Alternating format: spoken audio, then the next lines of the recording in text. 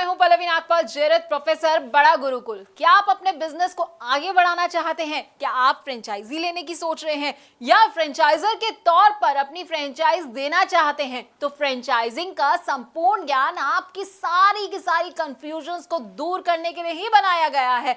इस कोर्स में हम आपको बताएंगे कि फ्रेंचाइजिंग का मतलब क्या होता है। फ्रेंचाइजी, फ्रेंचाइजर, फ्रेंचाइज, ये सारे ना बड़े अलग अलग तरह के शब्द हैं, लेकिन सुनने में एक जैसे लगते हैं। तो इनमें अंतर क्या है, इनमें स्कोप क्या रहेगा आपके लिए और इनकी क्या क्या इंपॉर्टेंस है, ये हम आपको इस कोर्स में बड़े अच्छे से समझाने वाले हैं। इसके साथ ही हम आपको ये भी समझाएंगे कि बिजनेस और फ्रेंचाइजिंग में आखिरकार क्या अंतर होता है, फ्रेंचाइज और एजेंसी क्या होती है, एजेंट और फ्रेंचाइजी इसमें क्या डिफरेंस होता है, इसको भी कवर करेंगे।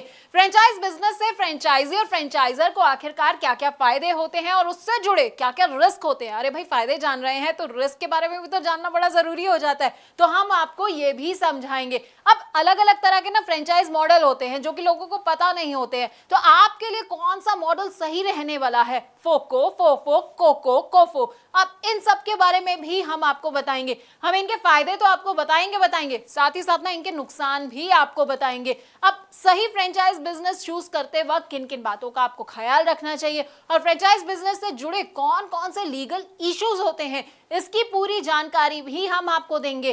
फ्रेंचाइज बिजनेस में सबसे इंपॉर्टेंट होता है फ्रेंचाइज डिस्क्लोजर डॉक्यूमेंट। अब इसके बारे में ना आपको विस्तार से अगर कहीं जानकारी मिलेगी तो वो आपको हमारे इस कोर्स के जरिए ही मिलेगी। इसमें क्या क्या आइटम्स होते हैं, कौन कौन से क्लॉजेस होते हैं, साथ ही आपको फ्रेंचाइजिंग अग्रीमेंट और उनके टाइप्स के बारे में भी हम पूरी की पूरी जानकारी देंगे। देखिए, फ्रेंचाइज बिजनेस को इवैल्यूएट करने का ना एक अलग क्राइटेरिया होता है, तो वो क्राइटेरिया क्या होता है ये हम आपको बताने वाले हैं।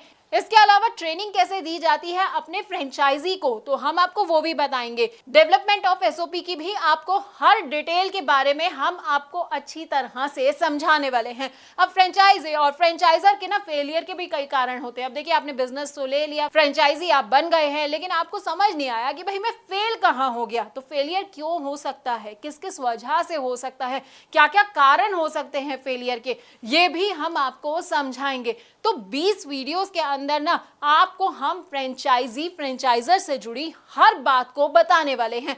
अब आप ये सोच रहे होंगे कि भाई इसको करने से मेरा क्या फायदा होगा, ये सब मेरे लिए जानना क्यों जरूरी है। तो देखिए, अगर आप चाहते हैं मुनाफा कमाना और अपने बिजनेस में सक्सेस हासिल करना, तो बस आपको क्या करना है, आपको इस कोर्स को बहुत ध्यान से देखना है। इससे आप फ्रेंचाइजिंग में फेलियर से खुद को बचा पाएंगे और बहुत आगे बढ़ पाएंगे।